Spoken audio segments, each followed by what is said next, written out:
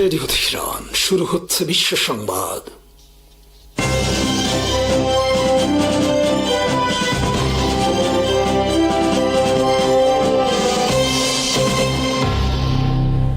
শুরুতেই সংবাদ শিরোনাম। ইরানের প্রয়াত সর্বোচ্চ নেতা আয়াতুল্লাহ আলী খামেনির শেষ যাত্রা সোমবার রাজধানী তেহরানে শুরু হয়েছে। জাতীয় পতাকায় মোড়ানো খামেনির কফিন এবং গত 28 ফেব্রুয়ারি ইসরায়েলি বিমান হামলায় নিহত তার পরিবারের সদস্যদের কফিন একটি বিশেষ ট্রাকে করে শহরের বিভিন্ন সড়ক প্রদক্ষিণ করে মেহরাবাদ আন্তর্জাতিক বিমানবন্দরের দিকে নেওয়া হচ্ছে। ইরানের সরকার এই শোকানুষ্ঠানে বিপুল জনসমাগমের মাধ্যমে সরকারের প্রতি জনসমর্থনের বার্তা তুলে ধরতে চায়। রোববার তেহরানের গ্র্যান্ড মুসাল্লায় হাজারো মানুষ খামেনি ও তার পরিবারের সদস্যদের প্রতি শেষ শ্রদ্ধা জানান। পদদলিত হওয়ার আশঙ্কায় কফিনের চারপাশে কংক্রিটের নিরাপত্তার দেয়াল স্থাপন করা হয়। 1989 সালে আয়াতুল্লাহ রুহুল্লাহ খোমেনির জানাজায় অতিরিক্ত ভিড়ের কারণে প্রাণহানি ও বিশৃঙ্খলার অভিজ্ঞতা থেকে এবার কঠোর নিরাপত্তা ব্যবস্থা নেওয়া হয়েছে। আজ শোভাযাত্রার পর মঙ্গলবার বুধবার ইরাকের পবিত্র শহর নাজাফ এবং কারবালায় শোকানুষ্ঠান অনুষ্ঠিত হবে। বৃহস্পতিবার উত্তর পূর্বাঞ্চলের মাশহাদে খামেনির জন্ম শহরে তাকে দাফন করা হবে। রোববারের অনুষ্ঠানে খামেনির 3 ছেলে প্রকাশ্যে উপস্থিত হলেও নতুন সর্বোচ্চ নেতা হিসেবে ঘোষিত মুস্তফা খামেনিকে দেখা যায়নি। ইরানি কর্মকর্তাদের দাবি, ফেব্রুয়ারির হামলায় তিনি আহত হয়েছেন, তবে তাকে শারীরিক অবস্থার বিস্তারিত জানানো হয়নি। এদিকে নতুন ইসলামিক রেভলিউশনারি গার্ড কর্পস প্রধান আহমদ বাহিদি এবং কুদস ফোর্সের প্রধান ইসমাইল কানি অনুষ্ঠানে উপস্থিত ছিলেন, তবে প্রেসিডেন্ট মাসুদ পেজিশকিয়ানের জীবিত সাবেক কোনো পূর্বসূরিকে এখনো পর্যন্ত শোকানুষ্ঠানে দেখা যায়নি। শোকানুষ্ঠানে অংশ নেওয়া অনেকেই খামেনি হত্যার প্রতিশোধের দাবি জানিয়েছেন। একই সঙ্গে ইরানের নেতৃত্ব মধ্যপ্রাচ্যে যুদ্ধবিরতি কার্যকর থাকলেও যুক্তরাষ্ট্র ও ইসরায়েলের বিরুদ্ধে কঠোর অবস্থানের বার্তা পুনর্ব্যক্ত করছে। অনুষ্ঠানে ফিলিস্তিনের হামাস ও লেবাননের হিজবুল্লাহর প্রতিনিধিরাও অংশ নেন। ইরানের পার্লামেন্টের স্পিকার মোহাম্মদ বাকির কালিবাফ বলেছেন, সাম্প্রতিক যুক্তরাষ্ট্র ইরান সমঝোতা স্মারকের মাধ্যমে যুক্তরাষ্ট্র ও ইসরায়েল কার্যত অক্ষ প্রতিরোধ বা এক্সিস অফ রেজিস্ট্যান্সে ইরানের মিত্রদের স্বীকৃতি দিতে বাধ্য হয়েছে। তেহরানে ইয়েমেনের উপরাষ্ট্রপতি এবং আনসার আল্লাহর রাজনৈতিক পরিষদের সদস্য মোহাম্মদ আল নুয়াইমির সঙ্গে বৈঠকে তিনি এই মন্তব্য করেন।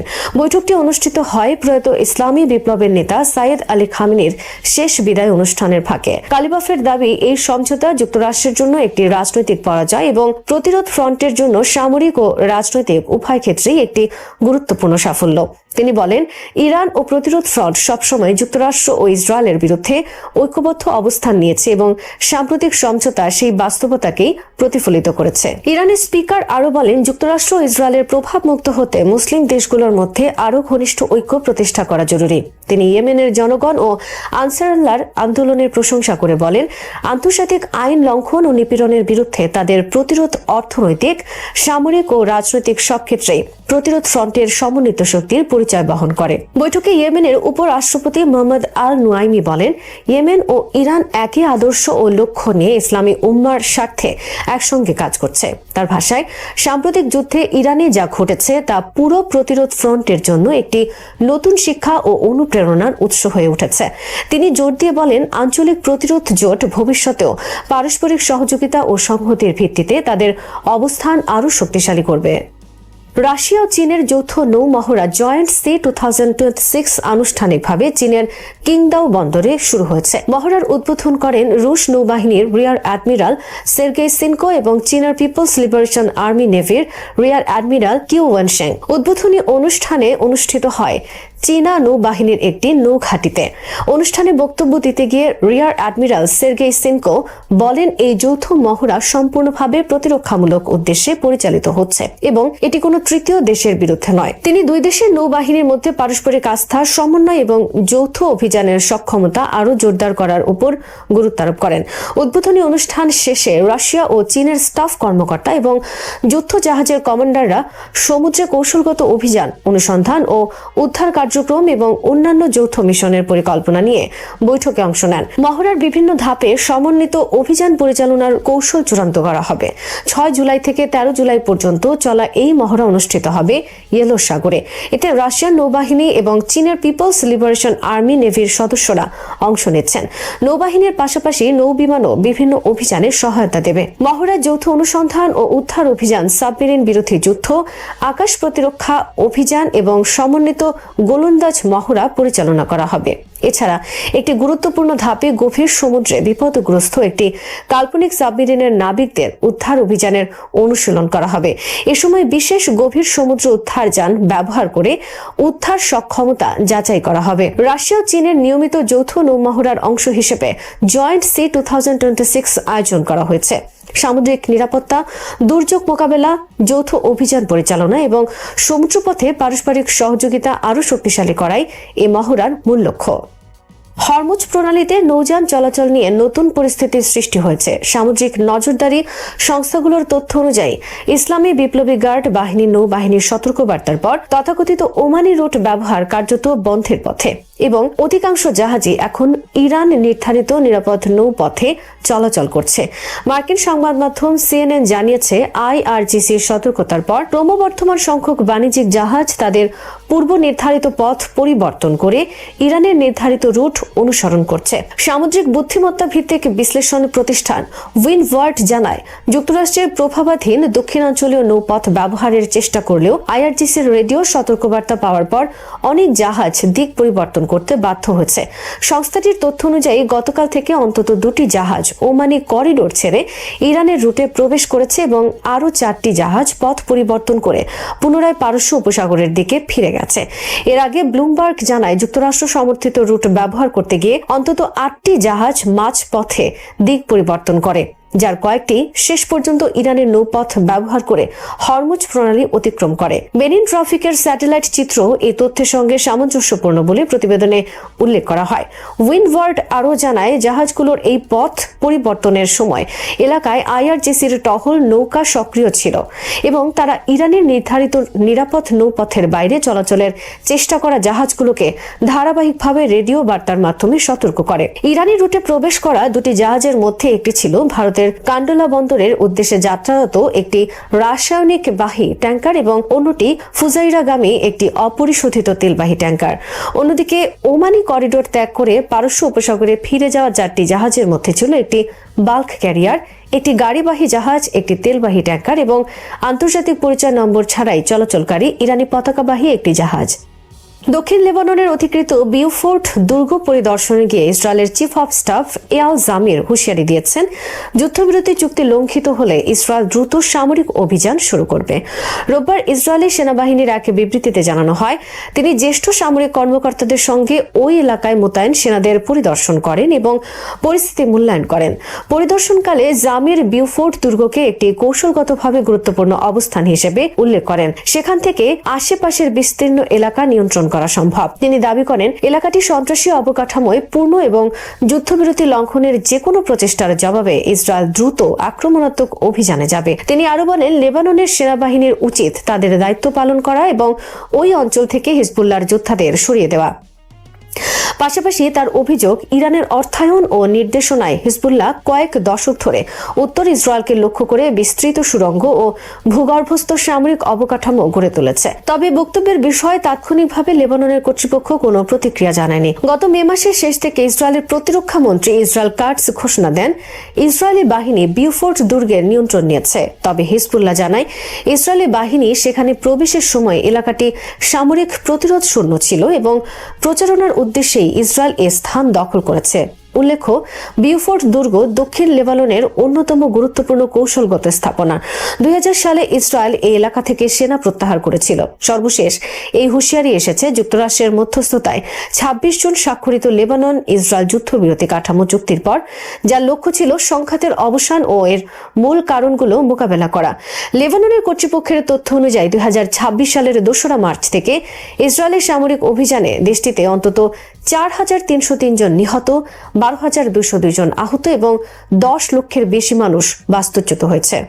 ইরানের পররাষ্ট্রমন্ত্রী আব্বাস আরাকচি এবং ফিলিস্তিনি প্রতিরোধ আন্দোলন হামাসের রাজনৈতিক ব্যুরোর সদস্য বাসেম নাইমের মধ্যে সাম্প্রতিক টেলিফোন আলাপ মধ্যপ্রাচ্যের চলমান রাজনৈতিক ও নিরাপত্তা পরিস্থিতিতে নতুন করে গুরুত্ব পেয়েছে। ইরানের রাষ্ট্র টেলিভিশনের বরাতে প্রকাশিত তথ্য অনুযায়ী উভয় নেতা আঞ্চলিক পরিস্থিতির সর্বশেষ অগ্রগতি এবং বিশেষ করে ইরান ও যুক্তরাষ্ট্রের মধ্যে চলমান আলোচনা নিয়ে মতবিনিময় করেছেন।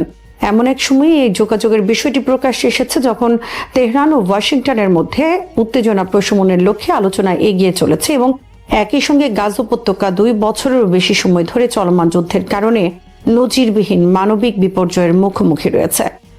ইরানের রাষ্ট্রীয় টেলিভিশনের প্রকাশিত বিবরণ অনুযায়ী ফোনালাপে আব্বাস আরাকচি বাসেম নাইমকে অঞ্চলের সর্বশেষ পরিস্থিতি সম্পর্কে অবহিত করেন এবং ইরান ও যুক্তরাষ্ট্রের মধ্যে চলমান আলোচনার বিভিন্ন দিক তুলে ধরেন। একই সময় হামাসের প্রতিনিধি ইরান ও যুক্তরাষ্ট্রের মধ্যে অর্জিত সমঝোতাকে ইতিবাচক হিসেবে উল্লেখ করেন এবং আশা করেন যে এর ফলে শুধু দুই দেশের মধ্যকার উত্তেজনা কমবে না, বরং গাজা উপত্যকায় দীর্ঘদিন ধরে চলমান সংঘাত বন্ধের ক্ষেত্রেও একটি নতুন পরিবেশ তৈরি হবে।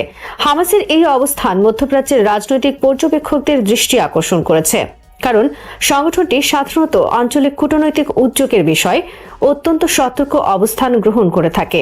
কিন্তু এবার তারা প্রকাশ্যে আশা প্রকাশ করেছে যে বৃহত্তর আঞ্চলিক সমঝোতা ফিলিস্তিনি জনগণের জন্য ইতিবাচক ফল বয়ে আনতে পারে।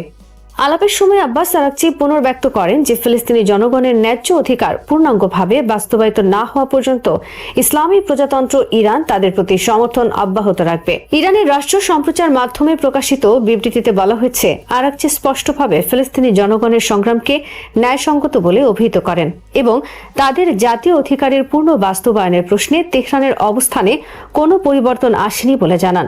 এই বক্তব্যের মাধ্যমে ইরান একদিকে যেমন তার ঐতিহ্যগত নীতির ধারাবাহিকতা বজায় রাখার বার্তা দিয়েছে, অন্যদিকে একই সঙ্গে ওয়াশিংটনের সঙ্গে চলমান আলোচনা সত্ত্বেও ফিলিস্তিনি প্রশ্নে কোনো আপোষের সুযোগ নেই বলেও ইঙ্গিত দিয়েছে। মধ্যপ্রাচ্যের বর্তমান পরিস্থিতিতে এই ফোন আলাপের তাৎপর্য আরও বেশি, কারণ গাজা উপত্যকা এখনও যুদ্ধের ধ্বংসযজ্ঞ থেকে বেরিয়ে আসতে পারেনি। 2 বছরের বেশি সময় ধরে চলমান সংঘাতে হাজার হাজার মানুষ নিহত হয়েছে এবং বিপুল সংখ্যক মানুষ বাস্তুচ্যুত হয়েছে। গাজার অবকাঠামো ব্যাপকভাবে ক্ষতিগ্রস্ত হয়েছে এবং আন্তর্জাতিক সংস্থাগুলো বহুবার সতর্ক করে বলেছে যে সেখানে মানবিক পরিস্থিতি ভয়াবহ পর্যায়ে পৌঁছেছে। এই পরিস্থিতিতে হামাসের পক্ষ থেকে আঞ্চলিক সমঝোতার প্রতি ইতিবাচক মনোভাব প্রকাশ করা ইঙ্গিত দেয় যে সংগঠনটি সামরিক সংঘাতের পাশাপাশি কূটনৈতিক ক্ষেত্রেও নতুন সম্ভাবনার দিকে নজর দিচ্ছে। হামাসের রাজনৈতিক ব্যুরোর সদস্য বাসেম নাইমের বক্তব্যে বিশেষভাবে গুরুত্ব পেয়েছে যুদ্ধবন্ধের প্রশ্ন। তিনি আশা প্রকাশ করেছেন যে ইরান ও যুক্তরাষ্ট্রের মধ্যে চলমান যোগাযোগ এবং সমঝোতার পরিবেশ গাজায় সহিংসতা কমাতে এবং একটি দীর্ঘমেয়াদী সমাধানের পথ তৈরি করতে সহায়তা করবে। হামাসের অভ্যন্তরীণ সূত্রগুলো দীর্ঘদিন ধরে বলে আসছে যে সংগঠনটি এমন একটি রাজনৈতিক পরিবেশ চায় যেখানে যুদ্ধবিরতি, মানবিক সহায়তা এবং পুনর্গঠনের প্রক্রিয়া একসঙ্গে এগিয়ে নেওয়া সম্ভব হবে। এই বাস্তবতায় ইরান ও যুক্তরাষ্ট্রের মধ্যে উত্তেজনা কমে যাওয়া হামাসের কাছে ইতিবাচক হিসেবে বিবেচিত হচ্ছে। ইরানের জন্য এই যোগাযোগ কৌশলগতভাবে গুরুত্বপূর্ণ। সাম্প্রতিক বছরগুলোতে তেহরান পশ্চিমা বিশ্বের সঙ্গে সম্পর্ক পুনর্বিন্যাসের চেষ্টা চালিয়ে গেলেও একই সঙ্গে তারা নিজেদের আঞ্চলিক মিত্রদের সঙ্গে সম্পর্ক আরও দৃঢ় করেছে। হামাস, ইসলামিক জিহাদ এবং লেবাননের হিজবুল্লাহকে ঘিরে গড়ে ওঠা তথাকথিত প্রতিরোধ ঐক্যের অন্যতম প্রধান সমর্থক হিসেবে ইরান নিজেকে প্রতিষ্ঠিত করেছে। ফলে ওয়াশিংটনের সঙ্গে আলোচনা এগিয়ে নেওয়ার পাশাপাশি হামাসকে সরাসরি পরিস্থিতি সম্পর্কে অবহিত করা এবং তাদের আশ্বস্ত করা তেহরানের কৌশলগত পরিকল্পনার অংশ বলেই মনে করছেন বিশ্লেষকরা। এর মাধ্যমে ইরান একটি বার্তা দিতে চেয়েছে যে আন্তর্জাতিক কূটনৈতিক প্রক্রিয়ায় অংশ নেওয়ার অর্থ এই নয় যে তারা তাদের দীর্ঘদিনের মিত্রদের থেকে দূরে সরে যাচ্ছে। অন্যদিকে হামাসের পক্ষ থেকেও এই সমঝোতাকে স্বাগত জানানোর মধ্যে বাস্তববাদী দৃষ্টিভঙ্গি লক্ষ্য করা যাচ্ছে। গত 2 বছরের সংঘাতে গাজা ব্যাপক ধ্বংসযজ্ঞের মুখোমুখি হয়েছে এবং সামরিক সংঘাতের পাশাপাশি রাজনৈতিক সমাধানের প্রশ্ন ক্রমশ গুরুত্বপূর্ণ হয়ে উঠেছে। হামাসের নেতৃত্বের মধ্যে এমন একটি ধারণা শক্তিশালী হয়েছে যে আঞ্চলিক শক্তিগুলোর মধ্যে উত্তেজনা কমে গেলে আন্তর্জাতিক মধ্যস্থতা আরও কার্যকর হতে পারে এবং যুদ্ধবিরতির সম্ভাবনাও বৃদ্ধি পেতে পারে। ফলে ইরান ও যুক্তরাষ্ট্রের মধ্যে সমঝোতার পরিবেশকে তারা একটি সম্ভাব্য ইতিবাচক পরিবর্তন হিসেবে দেখছে। আব্বাস আরাকচির বক্তব্যে আরেকটি গুরুত্বপূর্ণ দিক ছিল ফিলিস্তিনি জনগণের জাতীয় অধিকারের বিষয়টি। ইরান বরাবরই দাবি করে আসছে যে ফিলিস্তিনি জনগণের আত্মনিয়ন্ত্রণের অধিকার এবং স্বাধীন রাষ্ট্র প্রতিষ্ঠার দাবিকে আন্তর্জাতিকভাবে স্বীকৃতি দিতে হবে। আরাকচির সাম্প্রতিক বক্তব্যেও সেই অবস্থানের পুনরাবৃত্তি দেখা গেছে। তিনি স্পষ্টভাবে বলেছেন যে ফিলিস্তিনিদের বৈধ জাতীয় অধিকার সম্পূর্ণভাবে বাস্তবায়িত না হওয়া পর্যন্ত ইরানের সমর্থন অব্যাহত থাকবে। এর মাধ্যমে তেহরান বোঝাতে চেয়েছে যে ওয়াশিংটনের সঙ্গে আলোচনা ও আঞ্চলিক উত্তেজনা প্রশমনের প্রচেষ্টা ফিলিস্তিন প্রশ্নে তাদের মূল অবস্থানকে প্রভাবিত করবে না। রাজনৈতিক বিশ্লেষকদের মতে এই ফোনালাপের মাধ্যমে তেহরান ও হামাস উভয় একটি গুরুত্বপূর্ণ বার্তা দিয়েছে। একদিকে ইরান দেখতে চেয়েছে যে কূটনৈতিক উদ্যোগ এবং প্রতিরোধ অক্ষের প্রতি সমর্থন একই সঙ্গে চালিয়ে নেওয়া সম্ভব। অন্যদিকে হামাসও বুঝিয়ে দিয়েছে যে তারা কেবল সামরিক সমীকরণের মধ্যেই নিজেদের সীমাবদ্ধ রাখতে চায় না, বরং বৃহত্তর আঞ্চলিক কূটনীতির পরিবর্তনকেও গুরুত্বের সঙ্গে বিবেচনা করছে। বিশেষজ্ঞদের মতে মধ্যপ্রাচ্যের বর্তমান বাস্তবতায় কোনো একটি ইস্যুকে আলাদা করে দেখা সম্ভব নয়। গাজা যুদ্ধ, ইরান যুক্তরাষ্ট্র সম্পর্ক, লেবাননের পরিস্থিতি এবং আঞ্চলিক নিরাপত্তা প্রশ্ন একে অপরের সঙ্গে গভীরভাবে সম্পর্কযুক্ত। ফোনালাপটি এমন সময় হয়েছে যখন বিভিন্ন আন্তর্জাতিক পক্ষ গাজায় স্থায়ী যুদ্ধবিরতির জন্য নতুন উদ্যোগ গ্রহণের চেষ্টা করছে। কাতার, মিশর এবং অন্যান্য মধ্যস্থতাকারী দেশগুলো দীর্ঘদিন ধরেই যুদ্ধবিরতি প্রতিষ্ঠার জন্য কাজ করে যাচ্ছে। একই সময়ে যুক্তরাষ্ট্র ও অঞ্চল জুড়ে উত্তেজনা কমানোর লক্ষ্যে কূটনৈতিক প্রচেষ্টা অব্যাহত রেখেছে। এই প্রেক্ষাপটে ইরান ও হামাসের মধ্যে সরাসরি যোগাযোগ এবং উভয় পক্ষের ইতিবাচক বার্তা নতুন কূটনৈতিক পরিবেশ তৈরির ক্ষেত্রে একটি গুরুত্বপূর্ণ উপাদান হিসেবে বিবেচিত হচ্ছে। মধ্যপ্রাচ্যের রাজনীতিতে ইরানের প্রভাব এবং হামাসের সঙ্গে তাদের ঘনিষ্ঠ সম্পর্ক বহু বছর ধরেই আলোচনার কেন্দ্রবিন্দুতে রয়েছে। তবে সাম্প্রতিক এই যোগাযোগ দেখিয়েছে যে তেহরান একদিকে যেমন আন্তর্জাতিক পরিসরে নিজেদের অবস্থান শক্তিশালী করার চেষ্টা করছে, অন্যদিকে একই সঙ্গে ফিলিস্তিনি ইস্যুকে তাদের পররাষ্ট্রনীতির অন্যতম কেন্দ্রীয় বিষয় হিসেবেও ধরে রেখেছে। হামাসের পক্ষ থেকে সমঝোতাকে স্বাগত জানানোর মাধ্যমে স্পষ্ট হয়েছে যে সংগঠনটিও পরিবর্তিত আঞ্চলিক বাস্তবতাকে গুরুত্বের সঙ্গে বিবেচনা করছে এবং বৃহত্তর কূটনৈতিক প্রক্রিয়াকে গাজার ভবিষ্যতের জন্য একটি সম্ভাব্য ইতিবাচক উপাদান হিসেবে দেখছে। সব মিলিয়ে আব্বাস আরাকচি এবং বাসেম নাইমের এই টেলিফোন আলাপ মধ্যপ্রাচ্যের চলমান ভূ রাজনৈতিক পরিবর্তনের একটি গুরুত্বপূর্ণ প্রতিফলন হিসেবে সামনে এসেছে। এতে যেমন ইরানের ঐতিহ্যগত অবস্থানের পুনরাবৃত্তি হয়েছে, তেমনি রয়েছে গাজা যুদ্ধের অবসান এবং আঞ্চলিক স্থিতিশীলতা প্রতিষ্ঠার সম্ভাবনা নিয়ে নতুন আশা। হামাসের পক্ষ থেকে সমঝোতাকে স্বাগত জানানো এবং ইরানের পক্ষ থেকে অব্যাহত সমর্থনের প্রতিশ্রুতি মধ্যপ্রাচ্যের সাম্প্রতিক রাজনৈতিক প্রক্রিয়ায় একটি তাৎপর্যপূর্ণ বার্তা হিসেবে বিবেচিত হচ্ছে। তেহরানে ইরানের সর্বোচ্চ নেতা আয়াতুল্লাহ আলী খামেনির রাষ্ট্রীয় জানাজা শুধু একটি শোকানুষ্ঠান ছিল না, এটি ছিল ধর্মীয় প্রতীক, কোরআনের ভাষা, রাজনৈতিক বার্তা এবং কূটনৈতিক যোগাযোগের এক ব্যতিক্রমী সমন্বয়। পুরো অনুষ্ঠানটিকে এমনভাবে সাজানো হয়েছিল যাতে প্রতিটি প্রতিনিধি দলকে স্বাগত জানানোর সময় কোরআনের নির্দিষ্ট আয়াত তেলাওয়াতের মাধ্যমে তাদের প্রতি ইরানের দৃষ্টিভঙ্গি, মূল্যায়ন এবং প্রত্যাশা প্রতীকী ভাষায় প্রকাশ পায়। ইসলামী ঐতিহ্যে কোরআনের আয়াতের নির্বাচন কখনোই নিছক আনুষ্ঠানিক বিষয় নয়, বরং প্রসঙ্গ, শ্রোতা এবং সময়ের সঙ্গে মিলিয়ে নির্দিষ্ট বার্তা পৌঁছে দেওয়ার একটি গভীর সাংস্কৃতিক ও ধর্মীয় পদ্ধতি। সেই অর্থে এই জানাজা ছিল এক ধরনের নীরব কূটনীতি, যেখানে বক্তৃতার পরিবর্তে কোরআনের ভাষাই বার্তাবাহক হিসেবে ব্যবহৃত হয়েছে।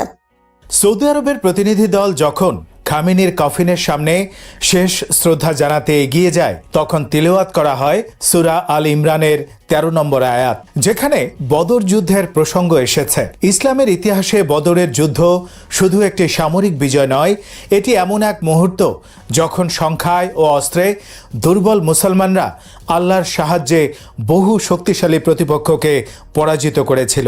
ইরানের অনেক পর্যবেক্ষক এই আয়াতকে সাম্প্রতিক সংঘাতের সঙ্গে মিলিয়ে দেখেন। তাদের ব্যাখ্যায় যুক্তরাষ্ট্র ও ইসরায়েলের মতো সামরিকভাবে শক্তিশালী প্রতিপক্ষের মুখোমুখি হয়েও ইরান নিজেদের অবস্থান ধরে রাখতে সক্ষম হয়েছে এবং সেই বাস্তবতাকেই বদরের প্রতীক দিয়ে তুলে ধরা হয়েছে। বদরের যুদ্ধ বর্তমান সৌদি আরবের ভূখণ্ডে সংঘটিত হওয়ায় সৌদি প্রতিনিধিদের সামনে এই আয়াত পাঠের মধ্যেও একটি ঐতিহাসিক এবং প্রতীকী মাত্রা যুক্ত হয়। এটি একদিকে ইসলামের প্রথম বিজয়ের স্মৃতি স্মরণ করিয়ে দেয়, অন্যদিকে সমসাময়িক আঞ্চলিক রাজনীতির প্রতিও একটি ইঙ্গিত বহন করে। যুদ্ধ চলাকালে সৌদি আরব প্রকাশ্যে নিরপেক্ষ অবস্থানের কথা বললেও বিভিন্ন বিশ্লেষণে যুক্তরাষ্ট্রের সঙ্গে তাদের সমন্বয়ের বিষয়টি আলোচিত হয়েছে।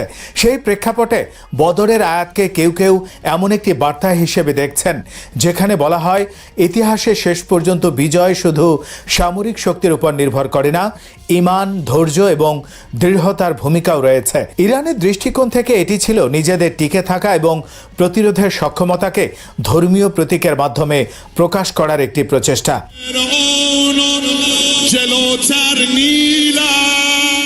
তবে সৌদি আরবে একমাত্র দেশ ছিল না, বিশ্বের 30টিরও বেশি দেশের প্রতিনিধি দল এই রাষ্ট্রীয় জানাজায় অংশ নেয়। ইরানের জন্য এটি শুধু জাতীয় শোকের অনুষ্ঠান ছিল না, বরং আন্তর্জাতিক পরিমণ্ডলে নিজেদের কূটনৈতিক সম্পর্ক ও উপস্থিতি প্রদর্শনেরও একটি সুযোগ হয়ে ওঠে। বহুদিন ধরে ইরানকে আন্তর্জাতিকভাবে বিচ্ছিন্ন করার যে প্রচেষ্টা নিয়ে আলোচনা হয়েছে, এত বিপুল সংখ্যক বিদেশি প্রতিনিধির উপস্থিতিকে ইরান নিজেদের কূটনৈতিক অবস্থানের একটি ইতিবাচক ইঙ্গিত হিসেবে তুলে ধরেছে। খামেনির মরদেহ কয়েকদিন তেহরানের গ্র্যান্ড মোসাল্লায় রাখা হয়, যেখানে সাধারণ মানুষ এবং বিদেশি প্রতিনিধিরা শেষ শ্রদ্ধা জানান। এই পুরো সময় জুড়ে অনুষ্ঠানটি এমনভাবে পরিচালিত হয় যাতে ধর্মীয় আবহের পাশাপাশি রাষ্ট্রের ধারাবাহিকতা, জাতীয় ঐক্য এবং আন্তর্জাতিক সম্পর্কের বার্তাও সমানভাবে প্রতিফলিত হয়। প্রতিটি প্রতিনিধি দলের জন্য পৃথক কোরআনের আয়াত নির্বাচন সেই বৃহত্তর পরিকল্পনারই অংশ ছিল। হামাসের প্রতিনিধি দলের জন্য তিলাওয়াত করা হয় সূরা আহজাবের 23 নম্বর আয়াত। সেখানে বলা হয়েছে মুমিনদের মধ্যে এমন কিছু মানুষ রয়েছে যারা আল্লাহর সঙ্গে করা অঙ্গীকার পূর্ণ করেছে, আবার কেউ কেউ সেই অঙ্গীকার পূরণের অপেক্ষায় রয়েছে, কিন্তু তারা তাদের প্রতিশ্রুতি পরিবর্তন করেনি। সাম্প্রতিক বছরগুলোতে হামাস সংক্রান্ত বিভিন্ন ভিডিও বক্তৃতা এবং আনুষ্ঠানিক অনুষ্ঠানে এই আয়াত বারবার উদ্ধৃত হয়েছে। ইরানের পক্ষ থেকে একই আয়াত নির্বাচনকে অনেকেই হামাসের ধারাবাহিক প্রতিরোধের প্রতীক হিসেবে উপস্থাপনের প্রচেষ্টা হিসেবে ব্যাখ্যা করেছেন। লেবাননের হিজবুল্লাহর জন্য নির্বাচিত আয়াতে ইমানদারদের দৃঢ়তা, পরীক্ষা এবং শেষ পর্যন্ত বিজয়ের কথা তুলে ধরা হয়। এখানে সামরিক ক্ষয়ক্ষতি বা কঠিন পরিস্থিতিকে চূড়ান্ত পরাজয় হিসেবে নয়, বরং ইমানের পরীক্ষার অংশ হিসেবে উপস্থাপন করা হয়েছে। ইয়েমেনের হুথিদের জন্য সূরা আল ফাতার 29 নম্বর আয়াত পাঠ করা হয়, যেখানে রাসূলের সঙ্গীদের অবিশ্বাসীদের বিরুদ্ধে দৃঢ় এবং নিজেদের মধ্যে দয়ালু হিসেবে বর্ণনা করা হয়েছে।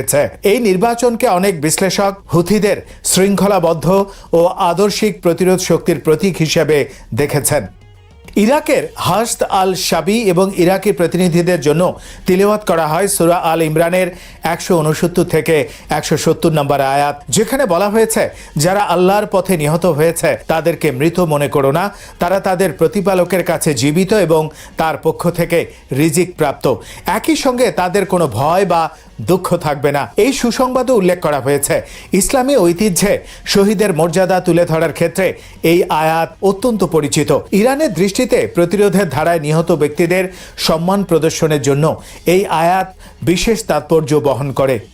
সবচেয়ে আলোচিত বিষয়গুলোর একটি ছিল আফগানিস্তানের তালেবান প্রতিনিধি দলের জন্য সূরা আল ফাতার প্রথম 2 আয়াত নির্বাচন। সেখানে বলা হয়েছে, নিশ্চয়ই আমরা আপনাকে দিয়েছি সুস্পষ্ট বিজয়। অনেক পর্যবেক্ষকের মতে আফগানিস্তানে দীর্ঘ 2 দশকের যুদ্ধের পর যুক্তরাষ্ট্রের সেনা প্রত্যাহার এবং তালেবানের ক্ষমতায় প্রত্যাবর্তনের প্রেক্ষাপটে এই আয়াতকে প্রতীকীভাবে ব্যবহার করা হয়েছে। ইরানের ব্যাখ্যায় এটি সামরিক শক্তির চেয়ে দীর্ঘস্থায়ী প্রতিরোধ ও ধৈর্যের বিজয়ের প্রতীক হিসেবে উপস্থাপিত হয়েছে। একই সূরার সূচনা অংশ ফিলিস্তিনি ইসলামিক জিহাদের জন্য তেলাওয়াত করা হয়। দুটি ভিন্ন ভৌগোলিক ও রাজনৈতিক বাস্তবতার সংগঠনের জন্য একই আয়াত নির্বাচনকে অনেকেই একটি অভিন্ন আদর্শিক ধারার প্রতীক হিসেবে দেখছেন।